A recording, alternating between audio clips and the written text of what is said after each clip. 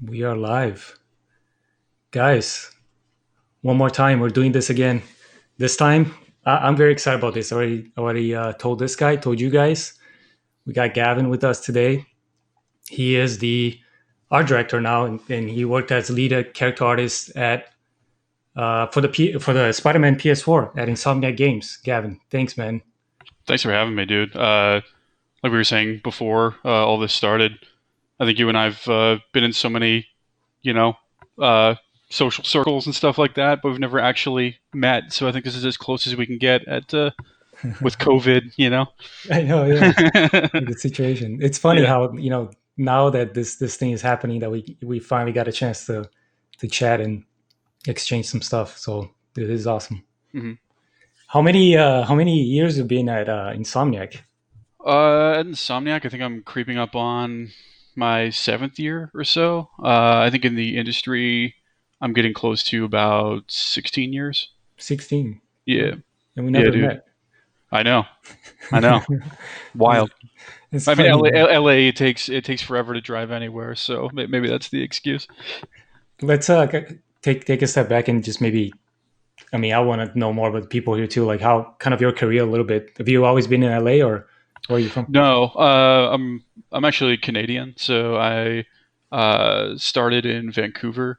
Um, I actually started doing pixel art on really old cell phones, so before like iPhone and stuff like that. I would do I would do like little sprite animations and things like that. So I did that for about a year or so. Eventually moved on to a few other companies.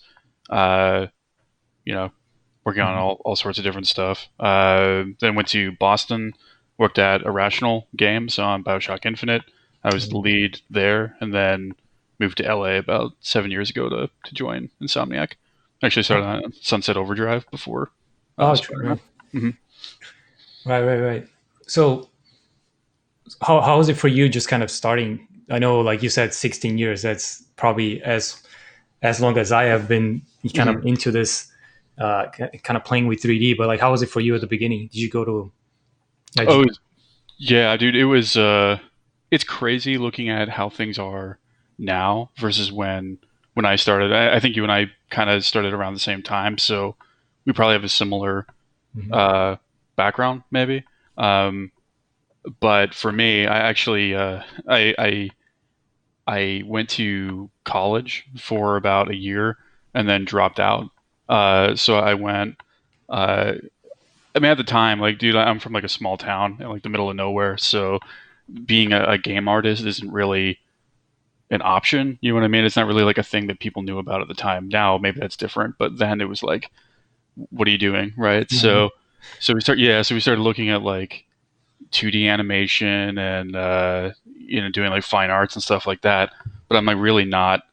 I'm not a fine artist. You know what I mean? It's like I like sculpting and games and doing that kind of thing, but I'm not really like a good drawer or anything like that. So I ended up going to this like no name digital art school, right? Mhm. I think it was like maybe it might have been like an affiliate of like AI or something like that. And yeah, dude, I went there. I It was like one of the first times I even like learned what a polygon was. You know what I mean? It's like I didn't know shit when I went to school, but somehow I thought that I could do better, and just yeah, bailed out of school and moved across the country to Vancouver to do it myself. Nice, nice. You mentioned that like you're not kind of like you didn't used to draw or didn't like to draw like, and I think that Mhm. like a lot of people ask that question. So it's funny that you brought that Yeah. up. Like, how do you draw now, or do you ever feel that No. that was something that? I used to like draw as a kid, and like I've always liked art. Obviously, you know what I mean. I've always been into drawing like fan art and stuff like that. Like I would draw, man, like GI Joes and like Ninja Turtles and stuff like that when I was a kid, and just kept going. But I never like pursued fine Right. arts. You know what I mean? Like I don't really have a.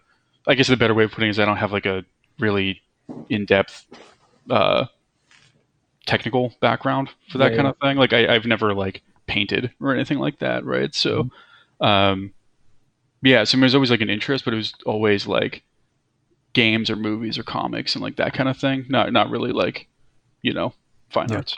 Yeah. And how did you I guess work around the fact that like studying design anatomy was all just when like 3D, or was that when ZBrush came Yeah. out it was just kind of No, dude, I was working for, man, I think it must have been like almost 5 years before ZBrush even came out, Mhm. right? So a lot of it is just picking up on my own. A lot of like self taught, like taking a lot of lessons from other artists in the community. Like I was big into the forums when I started, trying to pick up like any information I could. Buying all the books, videos, like if you could do like online classes and stuff like that. Like that's what I would do. Nice. Yeah. And like kind of study on your own. Like I see you have Mhm. tons of personal project just like I do. Was that Yeah. something that It's did you remove a bunch of stuff from the old days, or still? Oh yeah, yeah, yeah. But it's always been that way. Like I've always had a personal project on the go. Either just keep my hands busy or to learn something, or I mean, there's a lot of things like you'll want to work on that you'll probably never get to. You know what I mean? Like I'll probably never get to work on a He-Man game or something like that, right? But Mhm. I love He-Man, so like Yeah. I might as well just do it on my own time, right? All right, man. Let's do this. You and me, He-Man game. We can do Totally. it. Totally. That would I be would an love that. awesome game. Oh, Yeah. I'd love it. That'd be I hope great. I hope He-Man goes to like the big screen at some point, and then we can Again, get some. what Yeah, we again. I, we yeah, maybe not Dolph Lundgren this time, but Yeah. we'll see. Or just give him like a special role, Yeah. CGI. Hmm. No, that's awesome, dude. Yeah, I'm with you on that. Like, there's so many IPs that would be so cool to Hmm. make a game out of, but there's so much money and people and studios that will have to be created to sort of to make triple A Yeah. games of like He-Man. Yeah. You will probably get like a I don't know a bad version of it if someone decides to do because of like a big screen, you Hmm. know, type of game, Yeah. So which is totally. which is surprising to me because Spider-Man, not to jump ahead, but we can and we will talk about that. But just Spider-Man is because of like the history of like games that will come because of franchises and not I mean not game franchises. I was super impressed and surprised that now we're building up that kind of Hmm. Marvel universe in games. It's awesome. Hmm. It's Yeah, something. dude. I mean, I've been a Spider-Man fan since I was in diapers. So the ability to work on kind of a new universe for Spider-Man, and even just seeing comics not tied to movies, like being able to like give it its own story and stuff like that without the tie-in is it's great. Yeah, it's a lot of fun. I imagine, man. Yeah. Mhm. And I've been, I mean, you've probably seen like a lot of my work too has been kind of inspired by Marvel stuff because I'm a geek on that stuff. So I bet it's fucking incredible. I mean, Yeah. I think about it sometimes, and that's another question I wanted to ask you because it is probably like an amazing experience. But do Mhm. you get at the same time? Do you get frustrated with like things that you want to do, but there's so much you can actually pull it off, right? And Yeah, yeah. I think, I mean, that's with any project though, right? I think there's parts that you have to, you know, divorce your own wants from like what the project needs. You know what I mean? Like yeah, a lot of the, well, what this is what I would do kind of thing versus like what's right for the game or what will be best. yeah, For for sure. sure. Hmm. So let me already throw a question here because it's a good one and kind of goes with the stuff that I wanted to ask. Hmm. I guess your transition to like character artist to then a senior character artist and then lead. You're a lead at Bioshock, right? Yeah, and I was a lead originally when I joined Insomniac too. Hmm. Yeah. So then to a lead and then now to kind of an art director. Like, how was it for you making that transition? Or maybe you can even explain to everybody like what each role comes with, like what's the responsibilities, how do they change, and then more specifically for you, how does it impact your day to day, I guess. Sure. So when I started just as a like a staff character artist, a lot of the work is just day to day plugging through your tasks, right? So it would be like maybe a few weeks to a month or so to create a character. Sometimes a few months if it's like super in depth, and a lot of the times it was like headphones on and just you know churning through work. Um, and actually, I never technically was a senior. Like I was a character artist for a long time, and then made the leap to lead. Mhm. Um, but seniors on my team start to take on more responsibility of mentoring other artists and like kind of like owning different aspects of a project, right? So it could be like maybe like some vanity or like enemy looks or how they work and things like that. Mhm. Um, with the lead, I think it might change depending on different companies and how that role works.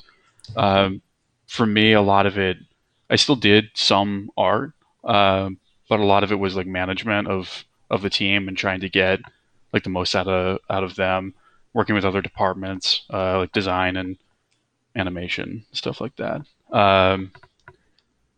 Yeah, then for art director, definitely not making characters in game anymore.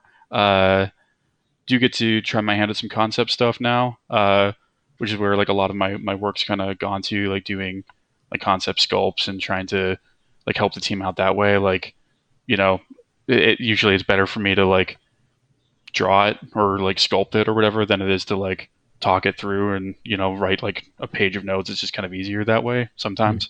Yeah. Um, so yes, I'll do that and working with like concept artists and other art departments like VFX and lighting and stuff like that. Yeah, that's awesome. Yeah, we're doing pretty similar stuff. So I bet for you, like it is as crazy as, as it is for me. Yeah, Just yeah, trying to manage everything. yeah. It was kind of. I mean, this is what I've wanted, in like my career. But I think it's cool seeing guys like you, especially, become an art director, um, because it's kind of this like when I was coming up, there were no character artists that became art directors, right? It's either you're a concept artist or an environment artist, and you kind of grew into that role because you're working with more people. Whereas like character is very, it could be isolated, and it gets very technical kind of thing. Like it's its own world, right? So uh, it's nice to see it opening up. I think anyway. Yeah. No, that's perfect. Yeah, I agree with you 100% because it is more, yeah, kind of thinking about the industry. That's how people would grow into that role. Hmm. But it brings me to one point because I know you kind of talked about the lead and kind of it varies. The lead role varies on each company, Hmm. but it is like at least from my own experience, like the lead is kind of that weird spot because you can take so much Hmm. responsibility if you just put yourself in that position, or you Yeah. can just focus on that one kind of pipeline and just kind of master that, which is Hmm. it's always that kind of weird situation of like a lead can vary so much depending on which company you're into, and I think that's why at least I like same as you. Like I've always liked the kind of the whole process, and I've Hmm. got involved on a lot more than just characters, and I think that's how I grew up into that role. Probably the same. Hmm. I'm For the you. same way. Yeah. Yeah, it's funny, and I think it's funny too. The senior role, I get a lot of people ask me like, "But what is a senior character artist? Like, what is how can you become a senior character artist?" And it's also like a kind of I mean, skills is kind of the main thing, but I've Hmm. hired seniors that don't have a lot of experience, but they're Hmm. just seniors because of their portfolio or kind of their skill level. So it's Hmm. weird to like seniority is like time, skill level. Like sometimes Hmm. not a lot of people create portfolios, so it's hard to hire someone in that role. So how is it for you just hiring even seniors? And I guess second part of that question is like how is it hiring overall for Hmm. this studio for you guys? Yeah. Hiring seniors is I would say it's more difficult. I think like the higher you get in responsibility, the harder it is to find somebody that's a good fit for the job, right? I think the misconception is like, well, I put in X amount of years, so I'm this now, when really it's I can handle this responsibility. Like I can mentor the team, I can communicate uh, direction, I can. be like a trendsetter for technical, you know, aspects of the job and those sorts of things. But yeah, man, it gets harder, right? Because like you're looking for in the portfolio, right? You're looking for examples of that kind of thing. Like you're looking for like uh, someone that is like head and shoulders above uh, other people, right? Um, then for hiring, man, like I was actually the hiring manager. I don't really do that anymore, but I was for years and years. And I mean, are you involved with that at Santa Monica? I've been into a lot I'm still heavily involved, but I try not to do a lot of it. Yeah. Yeah. Uh, yeah. I mean, at the time, we would. I think the record I had was like 2,000 applicants or something. Okay. There's a lot. I mean, and there's a lot of people that apply for the job. And it's definitely competitive, Mhm. but honestly, about 60% of those that apply aren't ever. They're not even applying for the right job. You know what You I got mean? sometimes you get like not to like make fun of some applicants, but like sometimes you get these weird websites that are like super old, and Yeah, you're just going into like what like it's yeah, weird. yeah. Yeah. Or you'll get like, I mean, I'll get concept artists that apply for character art Mhm. jobs or environment art, just somebody trying to get their foot in, right? Um, I mean, there's not a fit. They probably honestly never will be a fit because it's not the right job. Uh, and then maybe like 30% of those are like in a few years you'll be ready. Sure. Uh, then like 9% or so is like we'll interview, and then the 1% is like what you What know you're looking for. is gets close. Yeah. Yeah. So I mean, it's competitive, but the numbers are. I mean, they're blown up because everybody applies. Hmm. Do you think that's part of it? That's education from like where are these people coming from? Like, is it like from schools? Like, do you think Mhm. it's are they not learning the right things, or is this our industries new enough or haven't matured enough that those people know where to go? Like, where do you think Yeah, where they're coming from? yeah. I mean, I think it's a mix. I mean, I'm going to try not to rail on schools too much. I've done that quite a bit, but I think there's a lot of misinformation, I guess, about what the roles are in the industry, right? And I think a lot of it from school is either this like the school trying to get its numbers up to get like placed people in the industry, Mhm. or they're like older, you know, years and years ago. Yeah, just apply, and who knows, maybe they'll bring you on as a generalist or something like that. But I think that's like so rare now. But I think it's probably being taught quite a bit that it's just like, well, just try. You know what I mean? Mhm. And in some ways that's true. But then when you get like thousands and thousands of people trying that, it just kind of gets crazy. Yeah. I mean, when you make a Spider-Man game, you probably get a lot of applicants. Yeah, yeah, yeah. No, it's definitely blown up in the past few years for sure. How is it for you that transition from Sunset, which it has a somewhat of a different style, right? Hmm. Like, but Yeah. you guys kind of making that once the studio makes it, that type of game, I mean, imagine that it's hard to make that transition. Was it? Hmm. Would you guys like build a team, like change the team, or was it kind of more of a natural? Okay, It here's was what we want to do. Let's go. Yeah. I mean, it was more natural. I think Sunset I think we only had four character artists or so. Mhm. Um, we didn't really outsource or anything like that. Um, with Spidey, we grew. I think we doubled our team and started like outsourcing a lot of like the open world stuff, which is cool. So I mean, it was more natural. The styles are definitely different for the art, Mhm. but for me personally, like this is the kind of thing like I've wanted to do. Like I'm a nerd for this kind of stuff, so it's been a lot of fun for sure. That's awesome. Hmm. And then the building out the outsourcing from the start, or was it more as you Yeah, guys found out like the amount of stuff you have to do, like yeah. I oh, mean, we need some yeah. help. It was kind of one of those realizations. I think like once like Sunset's like a big game, but we didn't have pedestrians, right? You didn't really have you know a lot of like NPCs and enemy Hmm. factions and stuff. And then for our cinematic quality, like we definitely like upgraded for Yeah. Spidey from that too. So just a lot of those, uh, Yep. quick realizations that we'd need the help, but we couldn't hire like 100 people. So Yeah. Yeah, that's kind of hiring is always tough, man. Like I always find hard to find people to begin with. I don't know if you Mhm. guys work with people remotely from outside the studio, like even before this COVID stuff happened. But you Mhm. guys, was it more of a core team inside the studio that, and then outsourcing is just Yeah. kind of a separate thing, or do you guys have artists that are within the team but still like a contract from offshore? Or, Oh uh, yeah. No, we usually do the character team did core hires, and then we'd have like outsource companies that you'd work through.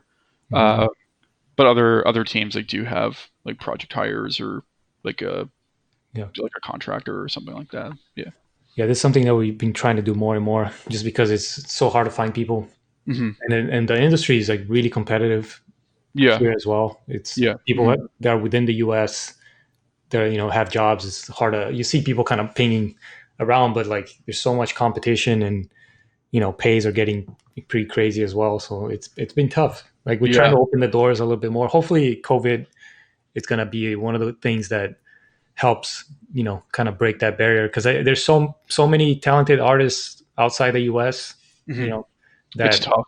It's tough, man. I mean, I don't know what your visa process was like, but even for me, that's on like an easy visa. It's nerve wracking, man. Like you need legal help and stuff like that to go through with it. So yeah. anything that makes that easier for people, I think would be great.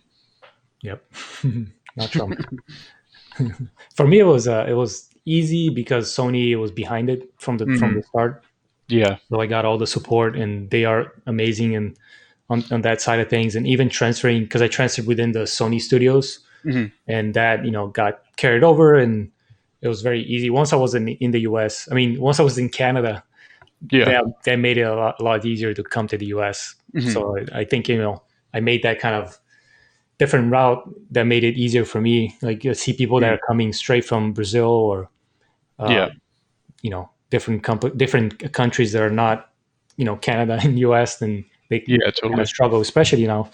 Visa stuff is taking a long Yeah. time. Were you up in Montreal? I was in Montreal, yeah. Cool. Yeah, I was at Yeah. Bioware. Yeah. The cold So, and dude, brutal. brutal. Yeah, Brutal. Yeah. Brutal. I made that transition to San Diego right after that, and that was nice. Yeah. No, it's a completely different world for sure. Yeah.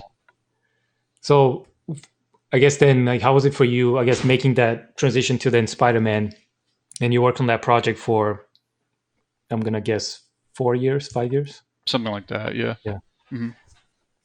So then was like lead from the start on that Yeah. on the project. Yeah. So how was it Yeah. for you? Like, did you make a ton of characters? I know that's kind of No, a. I mean that was kind of the one of the main differences, right? Because like when the team got bigger, I had to not had to like as it'll sound like I'm like, oh, I have to give stuff up, but really it's like I enjoy watching other artists Mhm. grow, and like get better and kind of help the team, the studio, Yeah. advance, right? And with with Spidey, because we were taking on the game's like so big, we're taking on a lot more work that we need to do. I had to step back from actually doing hands-on so I could do more uh, management and things like that. So that was kind of the bigger difference because on Bioshock that was very like you know I'm doing production work and I'm also the lead at the same time and have like a full like three full plates and then on Sunset I was kind of like a smaller version of that, and then with Spidey, it's like I'm being very very small in that. I think I did like two suits or something like that, like Yeah. not a lot. So yeah. That is something that, as we I'm gonna say as we get older, but we're not that old. But as you kind of go through some of the projects, it Hmm. is like, yeah, I think the leadership, then you can have to start letting go a little bit more, because it is so much, right? And Hmm. if you start, like, I think we come from that background, so you wanna do stuff, and Hmm. even for God of War, I did so much, and I Hmm. was still like, I guess like towards the mid end to the project, I kind of like let go a lot more.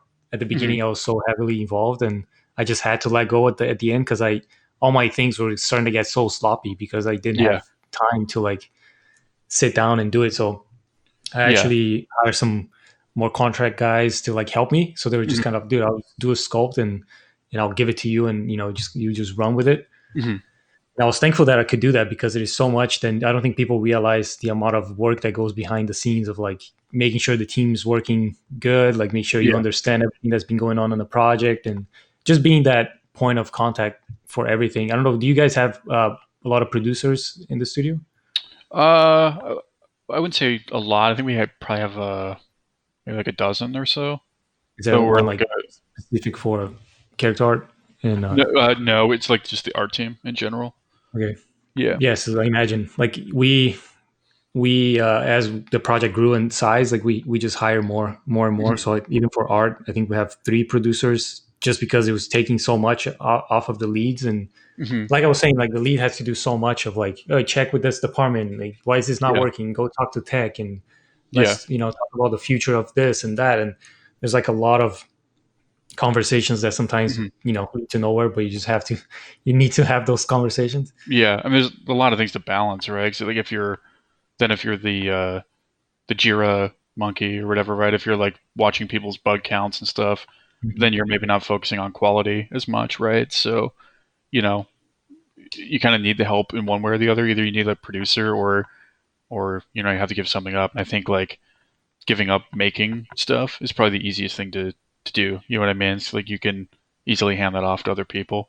And Yep. I'm kind of like you too, because like at first I'm like, yeah, I can do all this stuff. Like I can make that and I can do this and blah blah blah. But then eventually it's like that thing keeps getting kicked down the road, right? And you're like, why am I holding on to this anymore? You know?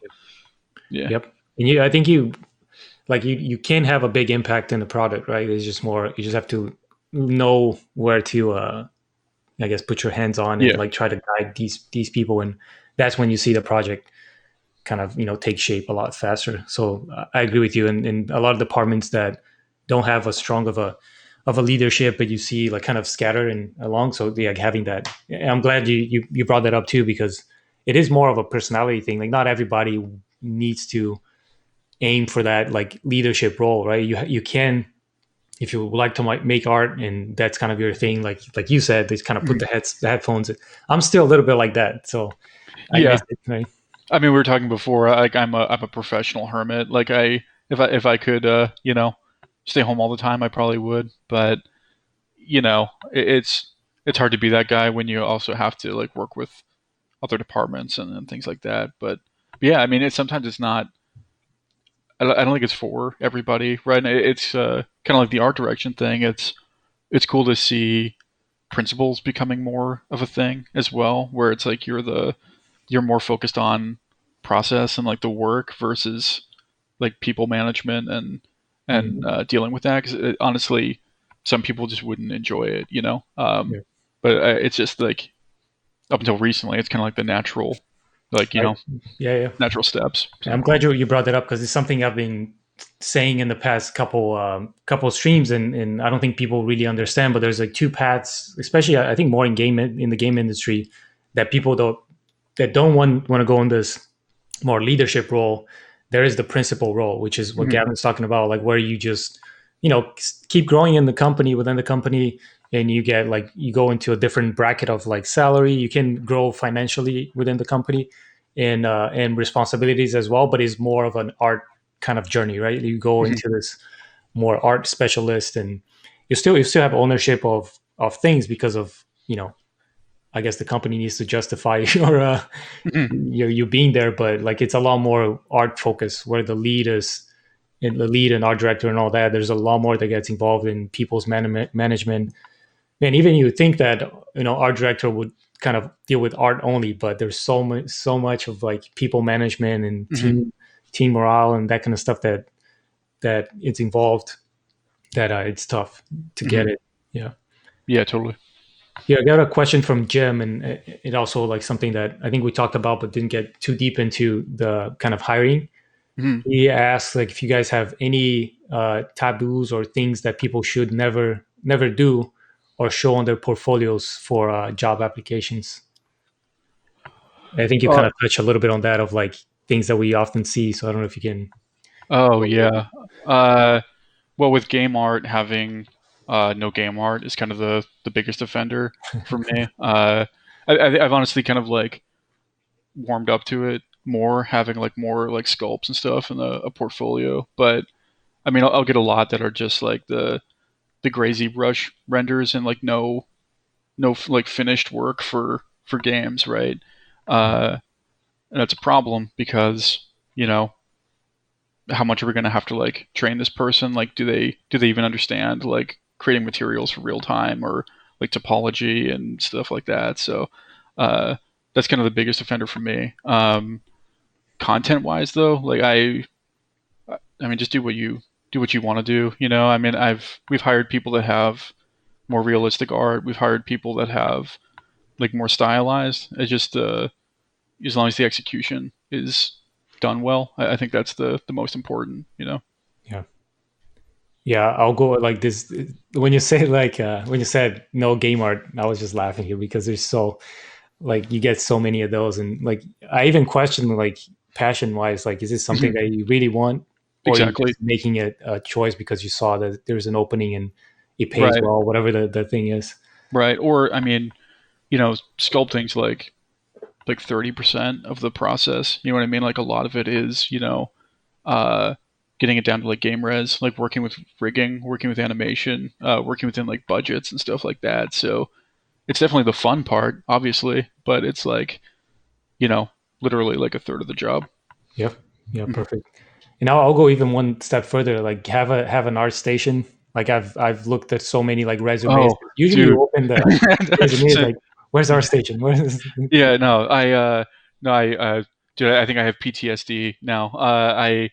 I've ranted about Wix so many times that I think I'm just numb to it now. But yeah, yeah, I mean, just go ArtStation. It's easy to digest. It's like easier for you to upkeep. Nobody thinks differently of you if you don't have a yourname.com or something like that. yeah. It's easy.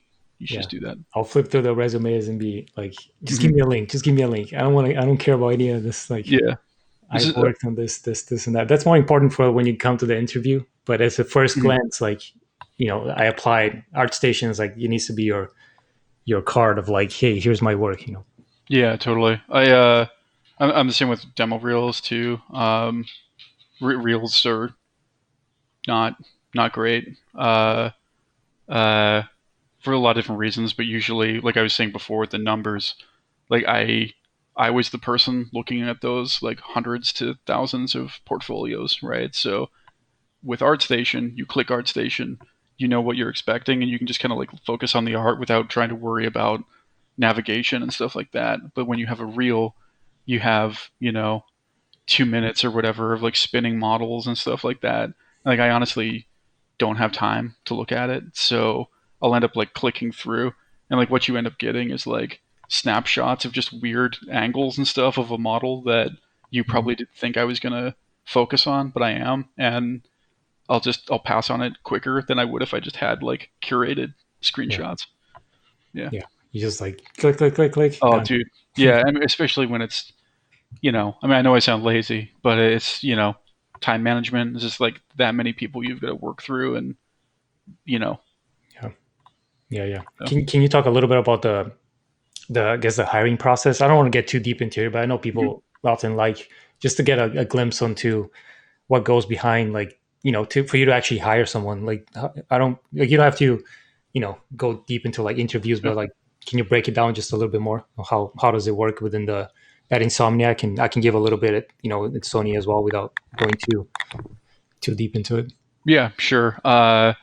What we'll do, obviously we do the posting. Somebody will apply that goes through our internal system. I'll review it.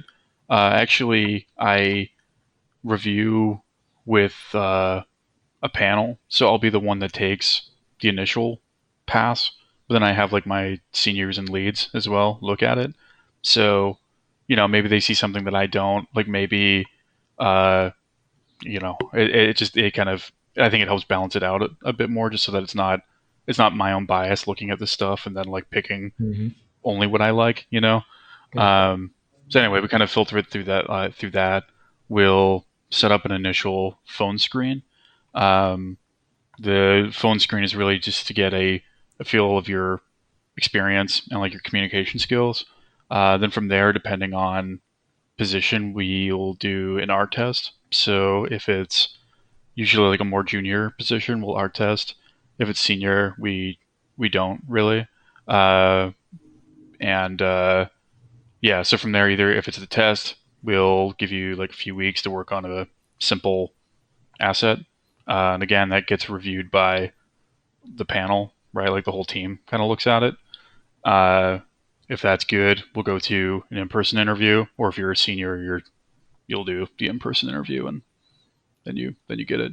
Interviews are usually like I think it's like 4 rounds of 2 people or so. Nice. Yeah. Yeah, I guess that's pretty standard. Like we do a very similar thing.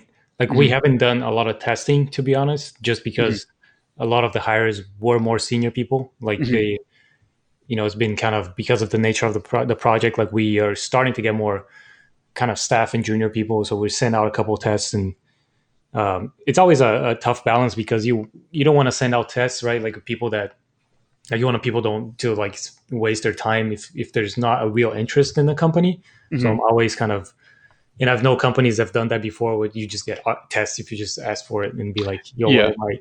Like, you're hurting the company more than helping it. So, yeah, we try to be more very mindful with tests. And yeah, like you said, like it's very similar. Once you get to through that initial step, it's a kind of like full on interview within the studio and you go and talk to the team. And once you're inside the studio, it's a lot more about your personality. Like, do you have Hmm. more work than we haven't seen? Because if you're in there, is because we like your work. There's enough there that we can talk about, and we feel confident. So it's just more about can you articulate the decisions that you've made, like what kind of things are you looking for, and then Hmm. we kind of evaluate. And that's good for you guys too. Like we evaluate where you are in terms of like your art in general. Like what do you think of it in terms of like how do you see yourself, like how do you present yourself, why are you doing this project versus that other one. So you like we can tell a lot where you are professionally and how what kind of things you're trying to make. So once you go into inside interview in the studio, like just bring everything. That's one tip that I have. If you even if you're not going to show, just have it with you. Like so many times I've asked questions about like, hey man, do you do sketching on your own time? And the guy was like, yeah, for sure.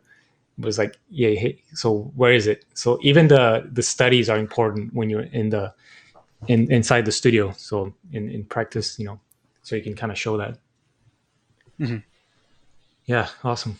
So how was it for you? And you don't have to go too deep here because we can talk for hours. But how was it for I've you? I've I've got all day, so How was it let's for do it. you working on the Spider-Man? Like how was it the project just kind of high level? Because I know there's that kind of initial hype of like that's awesome, let's do this, Mhm. and then the kind of reality check and be like, holy fuck, Yeah, yeah. it's. I think uh, uh, so when I worked on Infinite, that was a pretty large IP, right? Mm, That a lot of people expected, right? Or a lot of people had expectations for, right?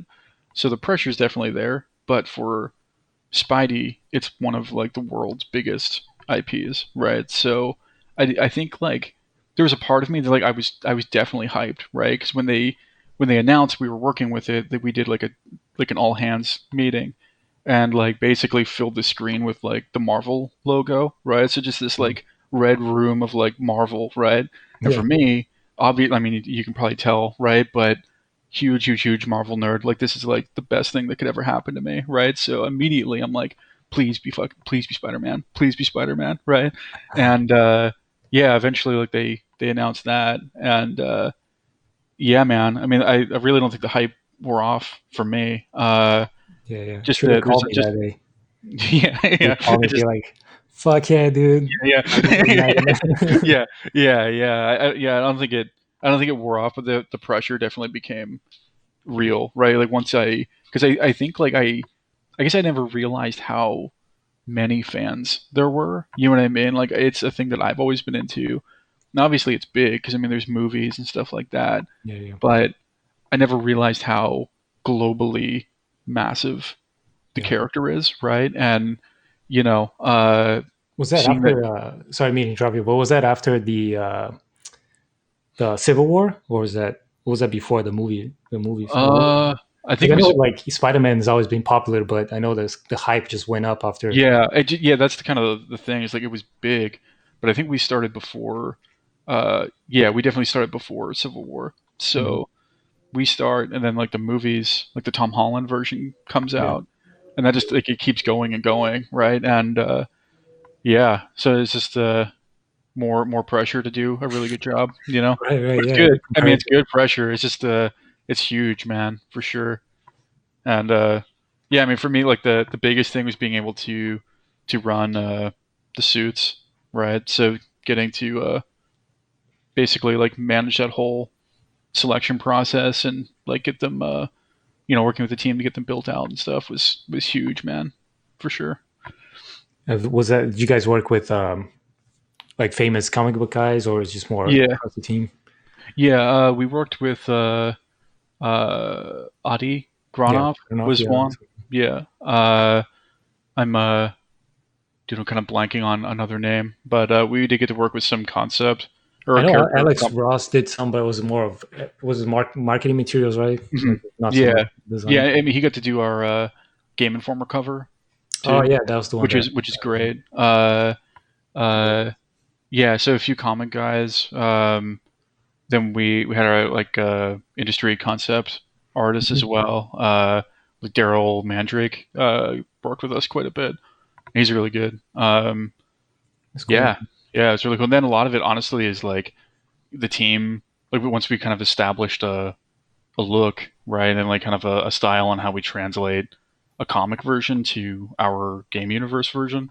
Hmm. A lot of it is the team and I like working together to create them without the concept, right? Yeah. So it was really, yeah, really fun. You guys had to develop a lot of different like tools in the materials side of things because I know you guys pull it off a lot of tiable Hmm. in the costumes, and Yeah, I don't know if that was present before, but it was quite no, impressive, especially when I saw like there's a lot of technical stuff that goes into that to pull that off in game. So I don't hmm know if you can yeah, talk a little bit. yeah. I mean, material wise, a lot of it was tiling. A lot. One of the bigger differences from Sunset is that we didn't really use substance in Sunset, uh, and then in Spidey we did, like, exclusively. So changing to that kind of process helped a lot. And then we have a lot of uh, in-engine like tiling materials and stuff too that kind of keeps the resolution up. Hmm. Um, Modeling in like a ton of details, like all the seams and like construction work and stuff like that was kind of new because usually we just bake that stuff down, but Yeah. for this we built it all out. And yeah, then our blend shape system. I think we've done a few talks on it now, but I think each suit had like 80 to 100 shapes, right? So Just correction shapes for the yeah, pose. because I mean, Spidey's like, I mean, every pose of him, he's like doing the splits, or he's like shoulders, or like So Yeah. You just you have to can't, model him like this. yeah, you pretty much, right? So you have to, you know, model him in like a super like, Spidey pose kind of thing, and then there's a lot of like correctives to make sure that his shoulders don't collapse and Hmm. his butt looks good, stuff like that. So Especially with the amount of the details and tables, right? Like any stretching, like would just be like, ugh. yeah, In your exactly. face. Yeah. Yeah, exactly. Cool. Like I don't want to get too crazy technical, but like for the tables, it's more of a personal question because I'm curious what you Mhm. guys did. Uh, was it the artist controlling that in the material? Was it something, or is it something just preset of like you have this kind of pattern and you can put it here, and the Yeah, material kind of takes care of it for you? yeah. For this, it was artist driven. Okay. We basically made like a set that we could use, but you could make new ones if like a new suit Hmm. demanded it, right? So there's some of our like really more sci-fi suits, right? Have like crazy weaves and like Yeah. tiling details and stuff. That's not like you you wouldn't want to carry it around in a an array or something like that because you'll only ever use it this one time or something. So um, yeah, but Nice. yeah, basically have like a library that people would pull from. Yeah, yeah, we did a similar thing, and yeah, we just at the end we just had to pick the ones we wanted to preserve because at one point artists were doing like a bunch of tiles and they Mhm, are live layers, right? So it's more, just kind of had to like optimize towards the end, but mhm. yeah, kind of a similar thing. That's cool. So when was the time that was kind of the holy shit moment to like now you just got to pull this off? uh, Probably E3 or something? E3. Yeah, I think E3. I think it's always the way, right? It's like it becomes real, and you announce the game with like uh, like a gameplay video or something like that. And it's like, okay, now Yeah, I everybody think we knows. announced Yeah, together, right? It was at the same E3 that I think so. yeah, Yeah, I yeah. think so. We did. I think we did two E3s because we did like I think we did the announce and we did uh, the construction video. I remember Uh, the first one was the airplane and just kind of holding yeah, the yeah, helicopter. yeah, yeah, totally. Yeah, The second one was more gameplay, right? In yeah. the construction. That's the one you're talking about. Mhm, mhm. Yeah, I know Yeah, more than you do. Yeah, probably. Yeah, that's right. Yeah, I geek out. That yeah, geek. it all just blurs together to me.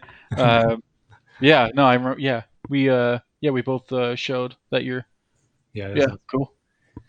So Yeah, then, I because think I it's know when the like pressure's on, right? you guys Especially for were you guys. working.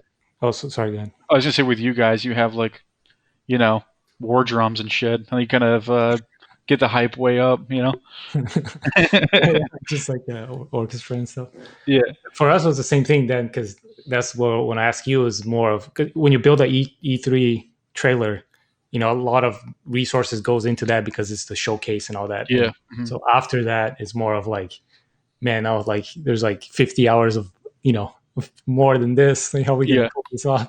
right, yeah, Were you guys working on like there was a lot more because it's more like focused on characters, not so much about the game, but like how do you then kind of expand the universe and preserve the the quality like throughout the mhm. entire cast? Would you guys did you like how was your review process for that, and how do you expand the team like after that?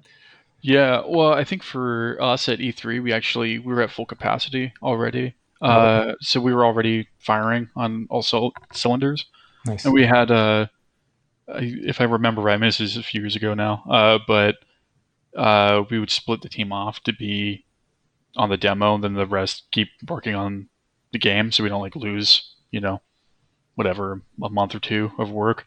Um, yeah, and then and from there, you're just kind of looking at like whatever lessons we learned during that because it's kind of like making a mini game. You know what I mean? Like you're kind of making the whole thing, but Yep. this one level, like here's our demo, and then the pressure's on because it's like not only are we focused on this, you know, to like the smallest detail, right? It's also going out to the public, so everyone else is going to look at it too. So it's like you're basically condensing a production schedule into like just uh, one small sliver, right? So kind of like using that as like a hey, what did we learn? Like where did we go wrong, or what could be better, right? And translating that to the rest of the project for sure. Yeah, you definitely find the holes, right? When you're Hmm. trying to close out a demo, will be like, man, I remember the first one. I was like stressing out at the studio, like after hours, and just be like, "Oh fuck, who's here? Like, who Yeah. gives a fuck about this? Like, Yeah. God damn it, this thing is broken." And be like, man, there's like this core team of like, man, I don't know if you've met Eric Valdez. He's one of our senior character artists, and Mhm. he was with me. And I think it was a little bit different than for you guys when we were doing the first E3 because the team was kind of small. It was Mhm. more of a core team, and then we kind of like expanded. But like it was just me and him would be like, dude, we got to do this. It's just like all this shit is broken. So I was like doing lighting. I was just Mhm. doing like kind of scene lighting, just trying to help as much as I could. But I'm like kind of like a little hyped in terms of I just want to see it Yeah. and get Mhm. things done. So I'm like I'm just a little workaholic in that way of like, man, like who's here? Like help me with this. I just want to get it at least in a good shape. So it was kind of stressful at the beginning, and then you just have to learn as the project gets big and big, and there's so many hours that you just have to Mhm. kind of task people more. But it was still like really fun. Like I've it was one of those moments to me that talking more about that first E3, not all of them, but most of the E3s would be like is I remember it because there's so much going on. Hmm. It's fun. It's fun. Yeah, yeah, dude. I mean, I remember E3s from years ago. You know what I mean? That just like it's always the same. It doesn't matter what project it is. It's always that way, right? Where it's like pressure's on in the middle of a project, right? And Yeah. there's so much hype around it, and then like I mean, the feeling, dude, of getting to show it, right? Like, obviously, we didn't have an E3 this year, but like getting to announce Miles, like that was kind of Oh one of yeah. my babies that I was like working on, right?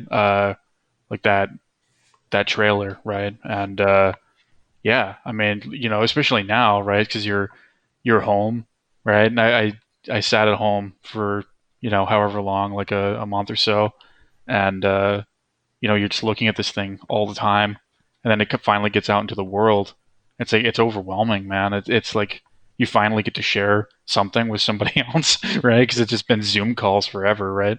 So Yeah. Then it's yeah, just watching reaction videos, right? Like after yeah, yeah. I think all my favorite are they're very swear word laced. So I don't think I can really share them on Twitter like I want to, did it. They did it. Did it. Yeah, yeah. That's awesome. Yeah, I can't wait for that game, man. I know I know you guys are probably pretty busy, and the hype is it's maybe more than before than the Mhm. first one because now you guys have to, deliver again. It's gonna be. Yeah, totally. Hmm. I bet you're having fun too. Oh, definitely, definitely. So let me get to some questions here. Oh, before I do that, the one thing I wanted to ask you Hmm. is just more than I guess the next step that I at least see in your portfolio, and you're just putting out so much work out there. So I just want to ask you, like, kind of what triggers that? Like, well, Yeah. it's not so much like what triggered it, but like kind of what keeps you going and motivation. Right. Because Yeah. I got the same. Yeah. Yeah. I mean, dude, I think you do laps around me, but Really we, know. I think we maybe have the same borderline workaholic kind of thing where like I want to do it. I enjoy doing it. I like sculpting. I like making characters, and that's kind of the the whole core of why I do this for a living, right? Like even like I'm really just doing a much better version of the doodles and stuff I do as a kid. You know what I mean? Of things that I liked, right? Yeah. And I mean, I kind of go back and forth. Like I'll work, and then I have some like Unreal projects on the side that I do to kind of get like more familiar with like scripting and stuff like that, like things that like more game design, like uh, on the technical side that I That's cool. wouldn't do at work, right? So I kind of you know Yep. work out that side of my brain. But then for the art is um, really just for fun, right? And like I honestly do, like I'm not blowing smoke or anything, but seeing you make so much work kind of opened my eyes to like, well, I could just make things that I like. You know what I mean? And like before, it used to be like, well, if I take on a character project, I have to design it myself. I have to sculpt it all out. I have to do the game version. I have to render it out. I have to like do all these I have to take on like a project like that. You know what I mean? Hmm. And yeah, I mean, I guess a few years ago now, I was like, what if I just made something that I like doing? You know what I mean? Like, what if I just did that and then like render it out and just I don't know, see how that feels? And I like it, man. It's addictive. It's a shorter process, so I can do it in addition to my job without like feeling like it's another job. You know what I mean? Without getting like burnt out or anything. And yeah, and again, it's just fun, right? Like, when am I ever gonna make He-Man Yeah. unless we open a studio or something? You know what I mean? For sure, man. For sure. It could happen. Yeah, I think yeah. that's the baby steps to something like that. Because it is like I agree with you. It's just more. It is a different process, and I think I like that you're doing it because even myself, I'm like detaching a little bit from the technical side Hmm. of it, and what comes with the job. Like there's something that I've been thinking a lot lately of like as a character artist, like we study for this thing and we present ourselves in a certain way because of like portfolios and there's some kind of even we talked about this in this kind of stream like there's things that you should have to get a job and how you present yourself and all that. Hmm. And I think you once we start breaking away from like some of those, and I, we've been through all that. We've been, we're years into the industry, and we're starting to break away from that and just explore new grounds and like what can be done. Like you said, like having fun with the character. Can we actually present it in a way that's not like a final character that will go into the game or whatever? Just like an Hmm. idea. Can we like? And I see like like we both improving a lot as we go through all these because it's kind of like you were just practicing in a way, right? Like of Hmm. getting getting ideas out there. Presenting it is a different thing, and I think working as a lead and art director, like you just present, you have to learn how to present it. You Hmm. have to learn what people want to see, like all that stuff. So yeah, it's awesome to see you do that. And every time I see it, it's like, damn it, he did the Doctor Doom. Now I got to do one. Yeah, that's it. We'll do tag team things from Good. here on out. You know. Yeah, we should do it. I'll Yeah. share you some of my rendering Sure. techniques here. Yeah. Yeah. Because I'm looking for ways to like speed up that as well. I know it's a pain in the ass to like, open UVs, topology, all that. So it's just Mhm. trying to find ways to kind of speed up, and hopefully ZBrush will give us some uh some some some better tools in the Yeah, near dude. future. Yeah, that'd be great. All right, let's get into some questions here because we're getting into that 1 hour time and I'm going to extend it for too long. Um, I know some people like this question. Lucas asked about visas. So, Hmm. what makes it expensive for a company to bring someone from another country? I've always had this doubt because I heard about it a lot, but it wasn't really explained in detail. So, Hmm. you want to go first? I can give my perspective as well. Sure. You might have a better perspective because I think we're on different visas. But I'm on TN still. Like I don't have a green card or anything like that. So TN is the NAFTA agreement between America, Canada, and I think Mexico. And it's generally easier to get because you only need you need like less uh, education or experience. Mine's all experience because again I'm a dropout. Um, but the expense, by my understanding, is legal fees. Um, you might be a bit different. I don't know if you have to go through a different process, but for me, it's like the way the TN works is that I have the lawyer. The lawyer puts together all my paperwork. Then when you initially do it, I have to go through the border, right? So when I'm crossing the border, that's when I get a 3 year work visa. And then once I'm here, you can't really get rid of me. So I just kind of keep like renewing it, I guess. But if I like start a new job or whatever, I have to kind of do the whole Cross the process border over again. again. Yeah, You yeah. gotta get a green card next time. I've been thinking about it. I mean, there's a part of me that's like I mean, I've been here for years, dude. Like I've been in the States for I think 10 years now. Oh, Uh, uh, you yeah, can skip that, right? You can just go straight for citizenship if you want to. I think I have to go H1B first and then green card. Oh, okay. Yeah, so go to like a fixed term. Yeah. Um, yeah, which is kind of scary. But I'm also I don't know. It'll probably be fine, but we'll see. Yeah, you'll be fine. I mean, if long enough, Yeah. unless you have go to jail or anything, then No, not yet. No, not yet. for I can give a different perspective because I've worked with a lot, and I have a lot of friends that came from different sides of Brazil, but like they're different countries as well. And usually the price is like Gavin said, is just more the lawyers, right? And for O1 visas or H1B, there's a kind of a long process that happens when you need to get letters, and you need someone to write the letters. Depends on the firm, but like you need to get those letters, you need to write the paperwork, and that costs around like $10,000 for just the whole process. And that usually that company will get that back in like taxes and stuff like that. So it's not so much a big over cost for the company itself. I'm saying here from my own experience. Of course, it could vary, right, for different companies, but it's just more of the overhead of like the firm. You have to pay the lawyers. You have to like pay oversight of who's taking care of it in the studio, because it's not just, hey man, the lawyer's going to take care of it. Like there's people with inside the studio, they'll have to like take care of whoever's coming, housing, like there's there's kind of an allowance for when people come. There also like a few $1,000s. So there's a lot that goes behind it, and that's why usually that process is more for senior artists. Like it's very hard to hire people or more of a kind of junior or staff position because the process is a long process. Like O1 visas will take from like 3 to 6 months. So you just imagine the amount of work of like getting people to get in the studio. So that's why there's also like time that comes with when people get hired in these deals, these contracts. There's at least 1 year that you have to stay in the company. Otherwise, you have to pay that fee back to the studio. So there's a lot of little things that happen, and of course, it varies in the studios. Like for me, BioWare was different than Sony, and like even different studios within Sony have different processes. But that's kind of the high level what goes behind all the visa stuff. I hope that answers your question, Lucas. Hope that gives you a little bit more detail because I know it's not there's not a lot of information out there for that kind of stuff.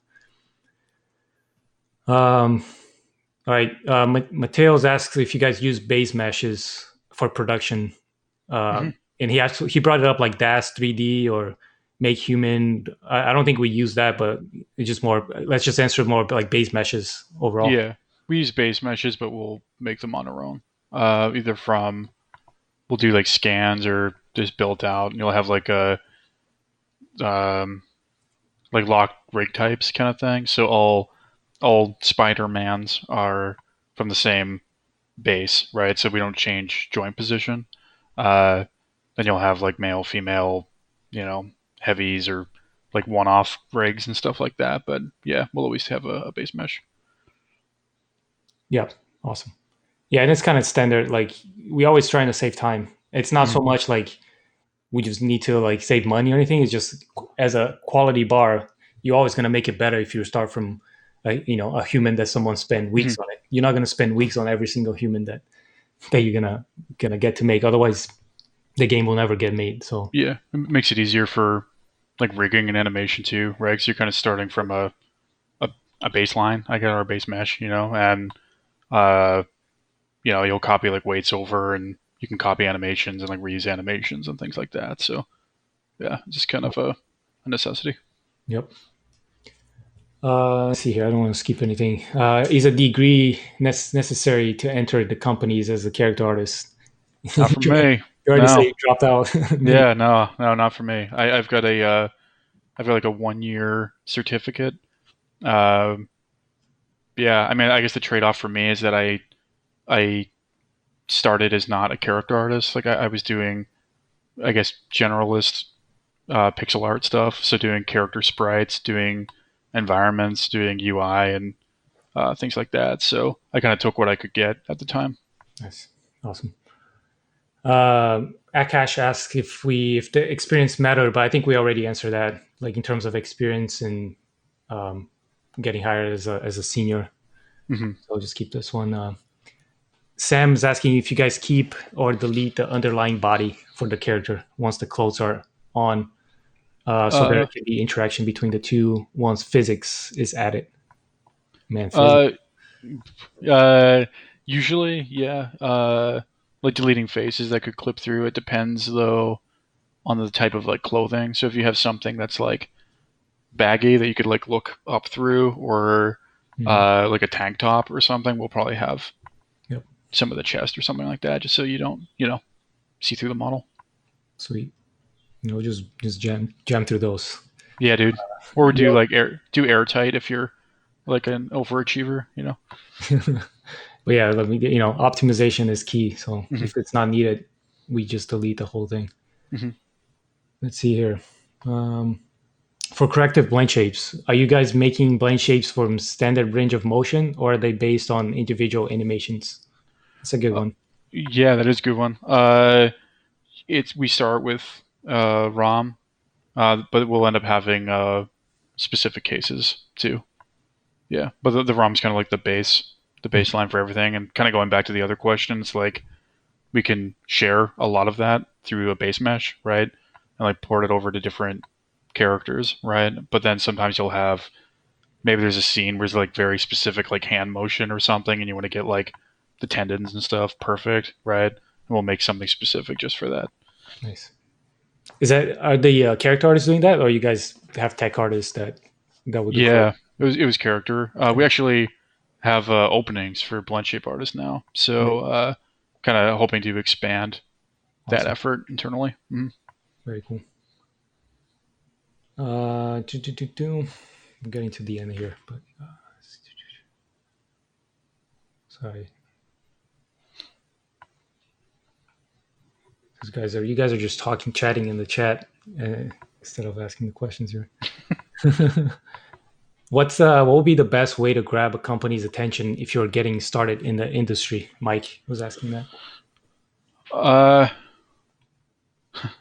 It's it's well, that's it's. I'm trying. I'm trying not to be snarky or have a smart ass answer to that, because I think the idea of getting attention is usually how can I.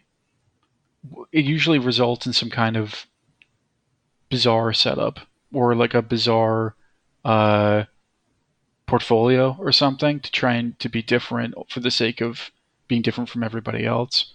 But I really think like what stands out the most is quality. Like all I've ever cared about is good work, and if you're good, you're already going to stand out from everybody else. Like you don't have to, you know, go do something extra. I don't think. yeah, I agree with you, and something like that's why you have to sometimes try to understand a lot of things that we talked about because I think quality is the main thing, especially at the beginning. But it just takes time to get there, so you just have to practice to reach that quality level Hmm. and do a lot of studies. Like sometimes it's following tutorials or workshops for you to get to that Hmm. quality. And sometimes it's not even creating our own work, right? Like Gavin was saying, like being different or creative is just more reach that quality first, and then you can start kind of going a little more Hmm. away from your what do you actually want to do, because I Yeah. think at the beginning you just have to detach yourself, maybe get like a concept art that someone already created, so you're not designing it as you create, as you model, like detach yourself from the creative side and just focus more on the technical at first, kind of reach that quality. There's a lot that goes into it, like maybe we'll do another one kind of breaking it down for you guys a little bit more. There's a lot of questions here that we already answered, like that transition for both of us to like from a character artist to an art director. Like this, the stream is going to be recorded. It's going to be available after this, so you guys can go back and watch it. Um,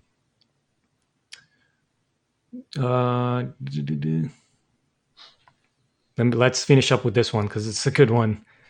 For applying for Insomniac, would it be good to have a mix of stylized and realistic work on your portfolio, or should it be more realistic? And I think that's a good one because you guys are making mini games now. Mhm. Like, so is it hiring more specific? Do you guys kind of filter through like, oh, maybe this guy will fit on this project and that one? Like, what do you recommend for people that want to Yeah. work at Insomniac?